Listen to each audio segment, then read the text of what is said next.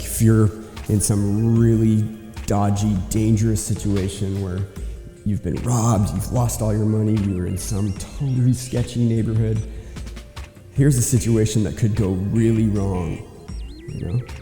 And then you just plug in and just say, wow, thank you for my life, thank you for my breath, thank you that I have this opportunity to be alive right now. And then one of your friends from high school pulls around the corner and says, what the fuck are you doing in this neighborhood? I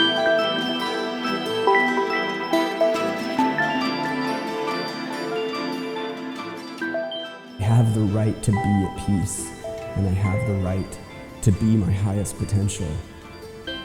All of us do. I don't think it's some kind of cosmic lottery where I'm just lucky. I think it has everything to do with relating to oneself in the universe that is surrendering to love. Yeah, just being in that kind of, I was saying that quality, like arriving in a place where you're just like, oh my God, wow, universe, thank you for unconditionally loving me so immeasurably. I'm forever enamored and in debt to the gifts that you're giving me. Thank you. And just that feeling, like when you really let that settle in and you just let that radiate out, like remember that feeling so that it's something that you can tap into anytime, no matter what the circumstances are.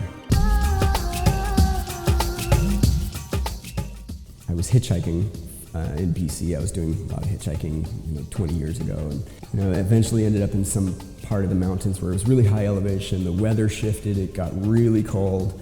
There was no rides coming. This could turn ugly and I could freeze. Just like finding some state, that's in between panic and acceptance, and then hearing a car come by, so I'm like running back up the hill and the car's gone, and going through this process multiple times until eventually just, what else can I do but surrender to the circumstances? Because it's either that or just invest and exert all my emotional energy into being, in a state of like fear and panic. Instead, I choose to sit under a tree and just find peace and acceptance with the circumstances exactly as they are, and just settle into that feeling as deep as I can go into it.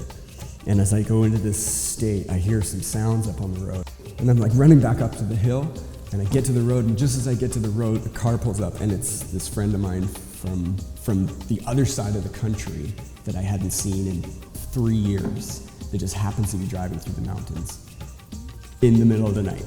And I'm being given all this freshly cooked food and a warm blanket, and I'm hanging out by the fire and reminiscing with this friend of mine. Things like that stick with me.